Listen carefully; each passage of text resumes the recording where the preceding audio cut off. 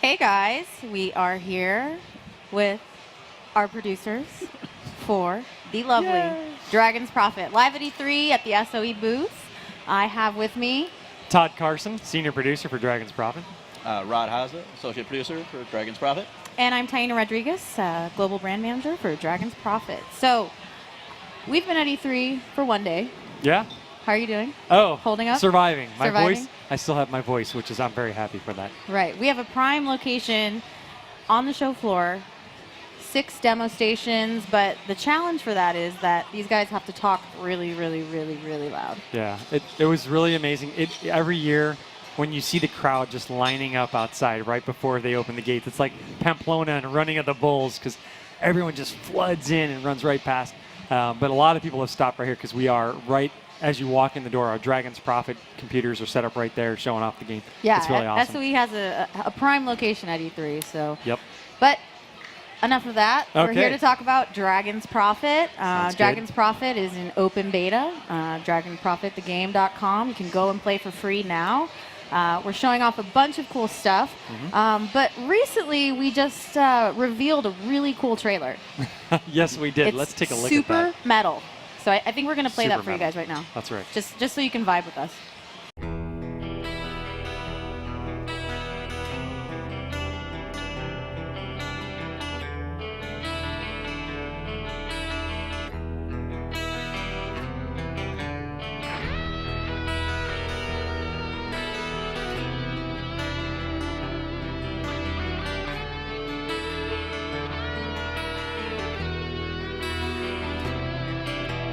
Many blood-red moons ago, the dragon god lived all alone, with no one to rule.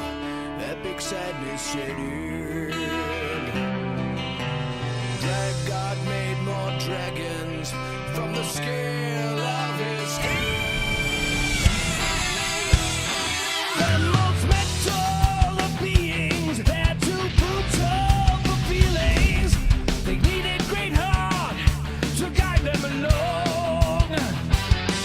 They brought us the bad to regale them with songs. Dragon's Prophet, from nether light of darkness cowers. Dragon's Prophet, their strength is our power.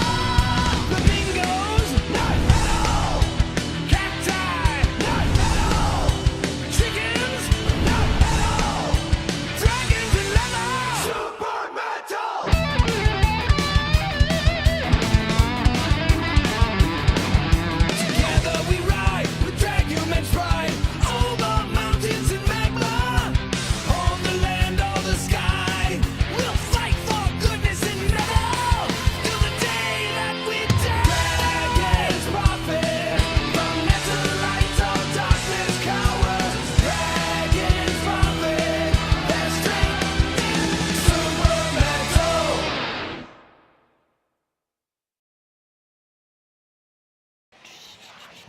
Oh, yeah. Super metal. Super metal. Now you guys That was out good. there in TV land know what is super metal and what is not metal.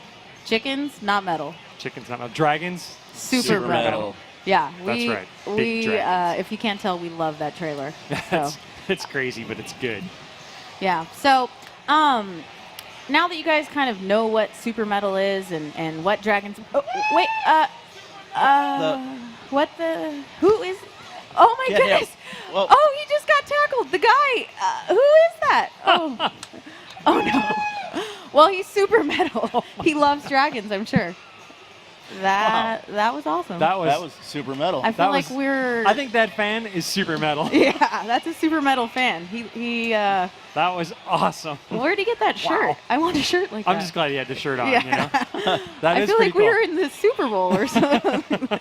Did we cut to commercial there? No. Yeah, Okay. I don't know. All right, let's keep rolling. Okay. Wow. Anyways. Super metal.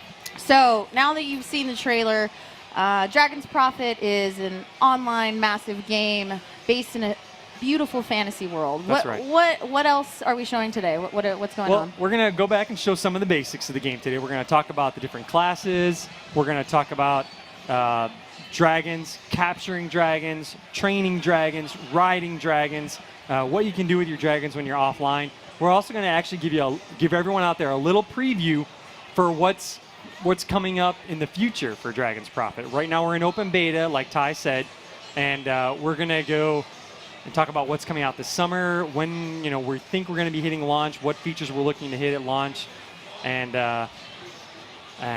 take it from there. I think we got some player questions we're looking at. So. I was just going to mention that all you guys out there, hit us on Twitter at dragons_prophet. We're going to be answering some questions with our producers here. And we're also going to be showing you some really cool content. Dragon's Prophet, hundreds of unique dragons. I mean, there's some pretty cool dragons in there. Yeah. There's, you guys just showed me one that I'd never seen today, and it's pretty bad ASS. There's hundreds of species of dragons, and then every single dragon within each species is unique a little bit. They have randomized skills, randomized abilities and attributes. So there's literally thousands of different dragons that you can capture and customize. Well, that's what's great is that even though you capture a dragon that somebody else may have that type, the abilities, everything that comes with them is different. So, and you can customize them, and you can train them, learn skills. But we're kind of jumping ahead of ourselves, and let's take it into game here. Yeah. And, so Rod's going to be running us through. He is Darius. There we go. All right. E3 is cool. E3 is cool. That's the name of our Chickens are not guild. metal, though. Chickens remember. are not metal. Not metal. E3 is metal. So Rod is playing our sorcerer class here. One of my favorite classes, frankly. What I want to start off. 4 classes. 4 classes. Yeah. That's right. We have Guardians, which are your traditional warriors, heavy armor, up close combat.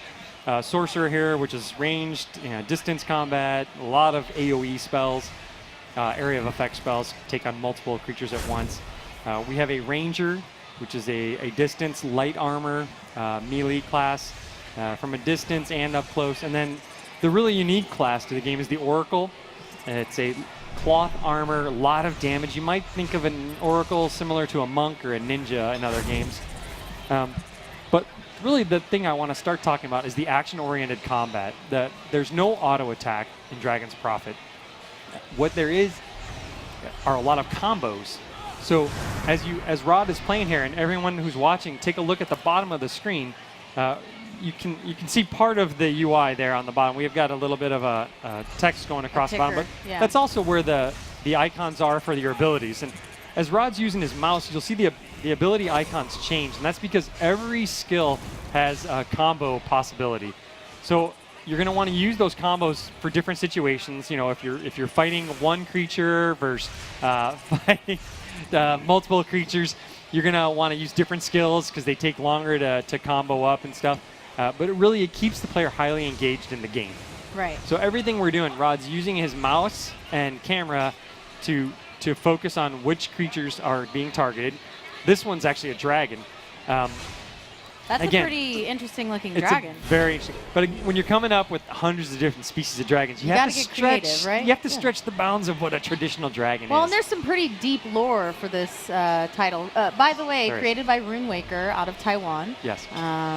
We're in open beta, so and they've been in open beta and also in Europe. So that's correct. And so this is a dragon that we actually can tame, I believe. Rod's trying. Here is Let's how see if he the has player the can dragon taming capture skills. a dragon. That's right. Sometimes Rod has failed in our skills on our weekly Twitch TV program. He actually failed 3 times last week. Let's see how he does today when that's pretty the pressure of oh, look at that, he got it. He's learned. The idea there was trying to keep the icon in the center of the screen. The game progresses as you move along. The mini game gets harder. So there's your dinosaur type rhino dragon. So what will Rod do with this dragon once he's tamed it? Well, right now he's riding it. So you can use your dragon as a mount and run around the world. Whoa. Now he's summoning. Oh, that's the Runewake dragon. Summon that rhino dragon you just got, whatever it's called. So you can have multiple dragons out at once? No, you can only have one dragon at one time. Go ahead and engage something in combat. One dragon at a time. So they fight with you as well? They're your pets as well as your mount. Nice. And they actually can do a few other things we'll show you later on where they can harvest resources for you. That's awesome. So you can make them work for you. That's they're right. Your friend. They can actually give you abilities. If everyone can look on the bottom of the screen when you're looking right now at the icon number 9, right down there. That's right. Battle. that skill is has a dragon claw around it, and that's because that skill actually came from one of the dragons Rod has equipped. Rod, open up your dragon inventory there. So there are 6 dragons that you can have on your character at all times. Now you can trade those dragons out in your dragon stable, dragon lair, but any of the dragons that have a purple outline skill, you can actually use on your character. Any dragons that have a gray skill, there's a gray skill, that's what your dragon will use when it's in combat. And then orange skills are something we'll show you later. Hey, drag that purple skill down. I don't see that one on your hotbar. There you go. Anyway, you know, the game is really about dragons. It's about finding the dragon that offers you as a player the right skill, that has the right skill for the dragon itself, and then you can level up a dragon from the very beginning of the game all the way to the end, or you can continually just be finding new dragons, or both. So, and it seems like there's endless customization options for your dragon, but also yourself. For your player as well, right. So as you level up, you get ability points for yourself. And your character, you can choose, you know, do you want to put points in strength or constitution, intelligence? You know, how do you want your character to play? A lot depends on the class. But even within the class, you can really change the gameplay. There's no healer class. There's no secondary classes in the game. You know, that's really where the dragons come into play. So each of the 4 classes is a DPS, a damage per second class. And how you want to customize that, you want to customize it for large battles with a lot of creatures at once, or you want to customize it, you know, to be more of a take the damage and survive while your friends help you out. So there's an inherent advantage to having different dragons depending on your gameplay style, but also what you want to do that day. Absolutely. Absolutely. Yeah. In fact, several of the folks that have been playing with us in our guild, so we all have player characters that we don't cheat on. What's that name again of that character? Yeah, no, I'm not telling you. But in our guild, I've got several people in our guild that have spent a lot of time customizing their dragons. So you can train skills from one dragon to another, and they're customizing those skills so that they have a different dragon for each type of situation. So when we go into instances, and there's just 4 of us in the instance, you know, they bring out the dragon that can do a lot of damage, but yet necessarily won't provide healing spells. Whereas there's other ones when you're soloing that you really want a dragon that has some type of healing ability so you can make it when you're not playing with your friends. Now, real quick, I want to change subject a little bit. Instead of talking about dragons, talk about some of the social items in the game. Right now, we're in a public quest area, so a public encounter. This area, while there's no other players here at the moment because we're on our stage environment, This is behind the scenes footage for you guys. that's right. That's because we're going to show off some stuff that's not released yet, not ready for the public consumption. First time That's right. on Twitch. What this area does is it allows players to all come here and contribute to the quest. So, looks like the event is going to restart in a few minutes, but any player can come here, help kill these corrupted dragons, can kill the boss dragon. Are you going to try to fly with that guy? That should be fun. And receive participation, receive points at the end of the quest. So all throughout the world, there's these public events where any player can go and contribute. You can even be fighting the same monster at the same time with someone who you're not grouped with. You can get experience for it, you can get the rewards for it, and it's really a neat socialization system where you can play together without having to form groups. And Merv was telling me earlier today that these public events contribute to some sort of guild technology contribution points, right? So with your guild, you can do daily tasks or Right. public events or dungeons that will contribute to your guild's fun. Right, and your guilds actually can level up. So we're taking a look at here. Rod, why don't you tell us what we're looking at? What we're looking at here is the achievement system, and the achievement system allows you to do different quests throughout a day. And during that day, in this particular one where I'm circling right now, you can see I can get 15 guild points if I actually achieve 100 points in the achievements. So as I get different ones, it'll be worth different amounts of points. So Right. for example, if I go to clear a dungeon, it'll give me some points so that I can level up my guild further. And what happens when your guilds level up is as your guild levels up, you have really cool things that can happen. One, you let more people into the guild. When you hit level 3, there's this really awesome thing called the magic flute, I believe. Magic flute. Yeah, right? Isn't that Sounds what it's special. called? And what that does is it allows anybody in the guild then to summon a rare dragon. So instead of having to wait around, now when you travel throughout the world, you run into all the different species of dragons, Right. hundreds of different types of dragons. There's also rare dragons that wander through. Go ahead and jump in the dungeon. When your guild is leveled up enough so that you can earn the points to get the magic flute, then you can summon a rare dragon right in front of you for only you to capture.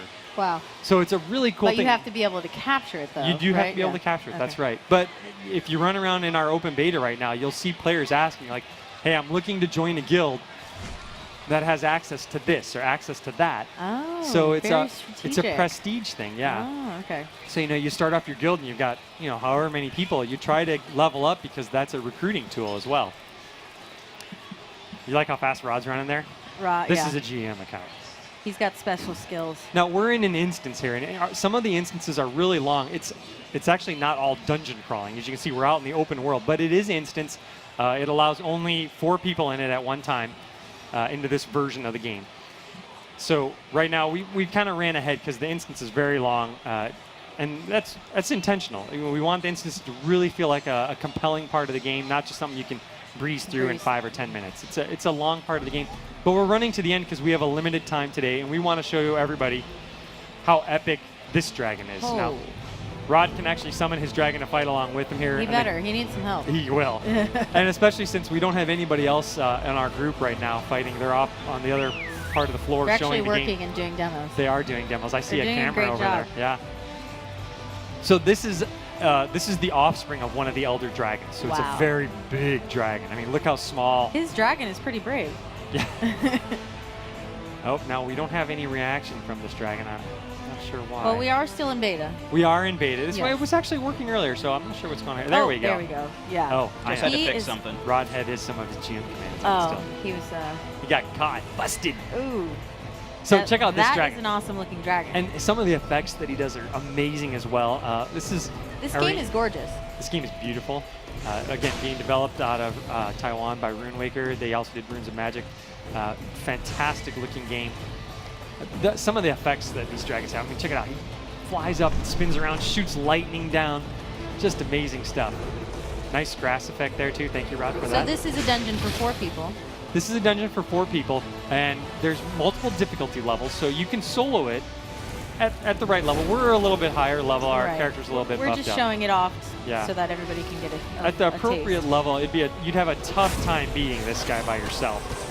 But you can always come back with a bigger group, fully group of 4 people, and actually play a higher difficulty. And then when the dungeons are at a higher level, there's actually 4 difficulties for each dungeon. And again, trying to induce replayability. The bosses like this dragon will drop really cool armor sets. You can get equipment for your dragons, bridles, saddles, and some armor. There's lots of cool things you can do. And again, one of the things that as a solo player, He did it.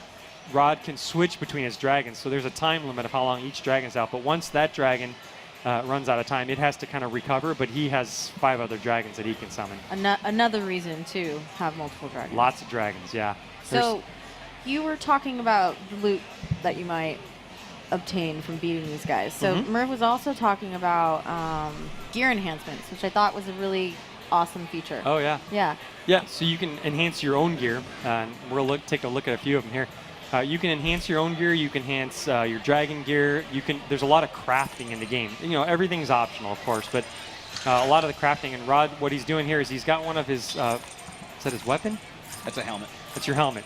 And he's using the gold that he's earned in game to take a random chance at increasing that.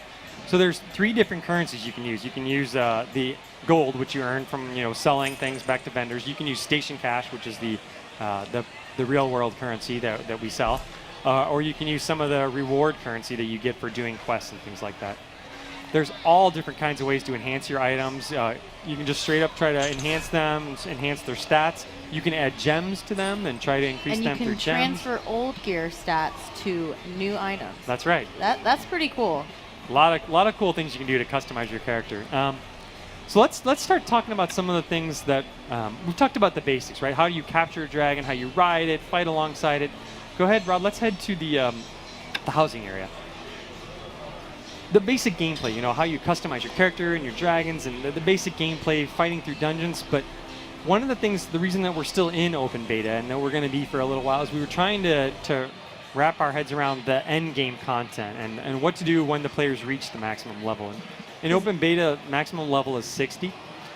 One of the things we're going to be doing this summer is providing some new content, of course, as we're developing it, and increase the level cap. And that sounds like a bunch of fun. It is. It's going to be a lot of fun. So before we get to that. Okay, before we get to that. Okay, I won't jump the gun. Sorry. We're in the frontier system now. This is Rod, if you open up your map, maybe we can take a look. So this is a floating island. Yeah, go ahead and zoom out a little more so we And can see the whole there's thing. potential for unlimited amounts of these floating islands. We can open up as many as we need to. Yeah. Awesome. All Okay. based on the players and how the housing lots. So all those little orange dots on the map are housing plots. So players can go up here right now in our open beta, buy a housing lot. There's a housing lot right there. You can buy one, Start buy building. a house, put your house up, start buying, customizing it, decorating it. We actually spent a few hours yesterday getting ready for our demos. Those are pretty cool. Doing I some saw them. cool stuff. Yeah. Definitely the housing aspect of this is pretty cool for all the crafters and the people that kind of like the customization aspect, personalize. Right. Absolutely. Yeah. And you can invite your friends in. Right. A lot of cool stuff. But the real function of these floating islands is something that we're working on right now. It's in development, and that's player versus player combat. And then where Rod's going to teleport you to right now, which is our Citadel feature. That's I've heard about this. Yes. It seems pretty awesome. It's very unique. So here we are. This is a Citadel. The Citadel is there. It's not populated. We don't have any of the functionality right now on this environment. But the idea is a guild, 1-2 guilds will come, and they'll have to capture the Citadel. There's going to be creatures and catapults and all So sorts like a of defenses. siege. They're going to have to siege the castle, take it over, and hold it for an extended period of time. Once they do, that guild will now own the Citadel on this island. By doing so, they will now control taxation for everyone who has a house on the island. They'll control how much you have to pay rent to have your house there. There's some other political things involved as well. And the idea is now another guild or multiple guilds can come and try to take the Citadel from this guild. Whoa. So they'll be able to, again, place catapults, and we call them NPCs, non-player characters, all kinds of stuff here. The guild's going to have to kind of keep a vigilant watch on their They have Citadel. to watch their back. That's right. They have to watch out for spies within their guild. So if you have a benevolent guild and you need protection, That's right. you pay your taxes on time, Right. and they'll watch your back. Right. But lo and behold, another guild can come take them out. Now you have maybe some not so nice You have a guildies. new lord in the castle. Yeah. Is basically what it That is. sounds like Game of Thrones. Well, with, actually, with more dragons. with way more dragons. Way more dragons. That actually is a good analogy. It's very much what it's like. It's who That's is the governor of your pretty island is ugly. going to control things, and it's gonna be really engaging. A lot of combat, a lot of cool mechanics that we don't want to disclose too much yet. We'll show more at SOE Right. Live. Later this summer at SOE Live, Yep. August 2nd in Las Vegas. You guys should be there. Absolutely. Yeah, we hope to show more off. But that's one of the key features that we're looking to have implemented and tested before we launch the game. So we Now we're- could we. own this area. No, this area okay. now is different. So, Oh, okay. He sorry, flew it. we've done some transitions while we were talking there. This is something we're going to be introducing later on this summer. This is the Winter Tide Zone. It is new content where players will be able to increase their level to 70. Wait, so you're telling me winter is coming? That's exactly what I'm telling you. Wow. Can you tell what I watched on Sunday? And this wasn't even rehearsed beforehand. That's Right? great. Yeah. No, and so what we want to show you here is just some of the amazing art that Rune Waker's doing. This dragon village bones? is surrounded by one of the elder dragons. So that dragon we fought in the instance earlier was the offspring of one of the elder dragons. Right. This is actually the remains of an elder dragon. So this is his great granddaddy. Could be. Maybe. Could be. Yeah. And so He's pissed. that village is surrounded by elder dragons. There's also a lot of giants and trolls up in this area. They're kind of at war with each other. So this is the location where there were elder dragons, and there was a part of the first dragon war. Now you're coming up here and you're learning about the storyline. You're seeing what's going on now. And part of what you as the player are doing are trying to help fight Kronos, who's broken out of his eternal prison. So you're coming up here and you're going to really take part in that. And we're just showing you some of the scenery up here. It's just so amazing. This is really cool. Rod, why don't we go back down and teleport back to the dragon lair, because there's a few more things about dragons. Getting back to our major topic of dragons, there's a few more things that we haven't shown that players can do with their dragons that is really something that I've never seen in other games before. Right. Dragon's Prophet has so many features that we all love from our favorite games put into one game, and then add on top of that the Frontier and the Citadel system. I mean, that's pretty powerful. Yeah, it's really amazing. Yeah. So what we're going to do now is we've shown you how to capture dragons, right? You run up to a dragon, you hit your capture dragon ability, and you try to make sure that you win that mini game and you capture that dragon, and now that dragon is part of your family. You can ride that dragon, you can fight along with that dragon. This is where you can go ahead and take the dragon and actually put your dragon to work for you when you're not playing the game. So he's working for you while you're at work. He is. Yeah. While you're sleeping, while you're at work. Okay. Now, what we're going to do is we're going to take one of these dragons and go ahead and show the dragon process. And the dragon process is the first one is leveling up your dragon. You want to take your dragon and have him earn some more abilities. Taking a skill from your dragon and leveling him up. Or going out, there's the next 6 icons are all harvesting different types of resources for the 6 different crafting skills that are in the game. Rod can choose what type of resource he wants his dragon to go gather based on what level he is, and then also choose how long he wants that dragon to go and craft for him. Not craft for him, but gather resources for crafting. Right. Based on how so that long way he's going to be. when you get back in the game, you can go ahead and start crafting. That's right. And not have to wait around. Right, and you also gather dragon provisions and some other things like that. So say you have your full threshold of dragons. Can all of them be working? You can have 6 at a time in your dragon lair, which is the top row of dragons over there. So you can have 6 dragons doing your offline work. Going and working for you, gathering each one of each type of the resources you need. Leveling up. You can also level up your dragons by actually training skills, but we'll get to that in just a sec. Go ahead and show the dragon training. So this is where, after you've gathered some resources and earned dragon provisions, you can actually increase your dragon's strength, constitution, ferocity. Again, another way to customize what your dragon can do. More customization. And then the next step, this is what is really awesome in my opinion. So you don't just have to keep going out and trying to find the dragon with just the right skills. You can take your dragons and you can actually have them basically work with each other and learn skills from each other. So as in a random, there's a little bit of randomness to it, but all the skills on the right side are the skills that dragon can learn from the other dragon, and the ones on the left the same. So anytime you find a dragon, you can do something with it. You can have it teach a dragon a new skill, you can have it learn a new skill, or you can just release it. Or you try can to find a go new one. Capture, train, ride, fight. That's right. Right. Okay. Exactly. So this is what you can do in your dragon lair. This That's is where you pretty- almost always want to go to before you leave the game. Pull up your teleportation, which is what Rod does here. Teleportation map by using the top menu. Show them where that is, Rod. So And then you come back to your dragon lair, and you put your dragons to work before you log off for the day. wow, that's pretty cool. So we talked about the Frontier system, the Citadel system, winter's coming. When can we all expect this to come to open beta?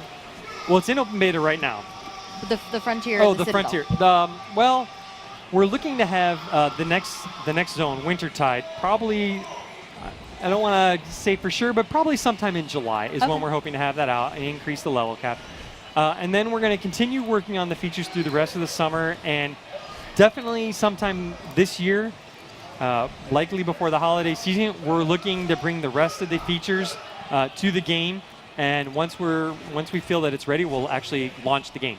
So you're telling me that guilds should really start getting together and, Oh, and yeah. preparing for Yeah. the ultimate siege. You got to. Yeah. You really want to start, forming your guild, leveling up your guild. It's even good to form alliances with other guilds. Right. So Yeah, Merv was talking a little bit about that earlier. earning, making friends with players, you can Guild earn leaders friendship points. Right. You do a lot of great stuff. So definitely, there's a good reason to play. And in open beta, we're not going to be wiping characters after open beta. So for all intents and purposes, those that are helping us out during open beta, they will get to continue playing those characters when we launch the game. That's pretty later awesome. this year. So we're almost out of time, but we have two just quick questions from Twitter. Yeah. So Pookie, aka Shady Shrike, he wants to know how we're going about That's a great name. his name. I'm sorry, stopping the gold farmers. Okay. Well, now gold farmers, we can't stop them. It's a free-to-play game. That's right. Anyone can sign up and play. However, there's been a lot of chat spam. People getting there, go to this site and go to that site. So our customer service is actively in there going through and banning those accounts. RCS in San Diego is 24/7. That's right. So they're on it. They're in there, and whenever they get a report of a player spamming the chat, they go in, they kick the player, they ban the account. Right. We're also working with RuneWaker, the developer, to make it easier for players to go into chat and ignore someone that's doing that. Giving them options. Right, and we're also looking at doing things like we're blocking based on IP, so that person, if they're really egregiously hurting the game, we'll go ahead and block other aspects of how they log into the game, so that player can't just go and create another account and give us problems. So we're working hard. We are. We're working on that, and we're very aware of it. So. Yeah. And Michael Wagner, one last question. Not Pookie too, or No, okay. Pookie, he's done for the day. Okay. But Michael W_GD. But he wants to know about the translation. So RuneWaker has their game in Chinese. They're creating the game in Chinese, Right. and we get those strings. We call them strings because they're just text strings, and we get those sentences. Maybe a better way to explain it to everybody else, and we translate them. Not only do we do a straight translation. Thousands and millions and bajillions yes, of words. over a million. Yeah. Over a million Chinese characters, which That's a lot. sometimes aren't just even words. Sometimes it's, Chinese character can mean more than just a word or a letter. Interesting. But we translate them, and then we also take a pass and we try to make them more than just straight translations. We try Localize them. Yeah, we localize it. We try to make it, more of a, hey, this makes sense in English. Make it So it's a add to huge the story. undertaking and a big process. It is a big undertaking. It's a long process, and that's another reason why we're still in open beta. Right. It's an ongoing process. There's some NPCs, there's some quests that still have, the system name on there. It's because we don't have that translation yet to put in the game. Got it. It's definitely an ongoing process, and it's something, we might see here and there even after we get into launch. Hopefully we won't, but having the game being developed in Chinese, it's cool. it's good. Yeah. Well, thank you so much, Todd. But let me tell you, dragons. Dragons.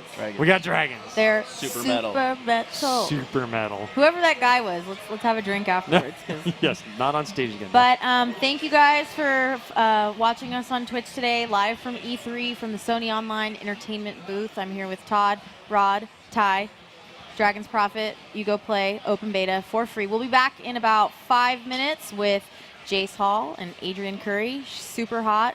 He's got big muscles. So I think you'll want to watch. But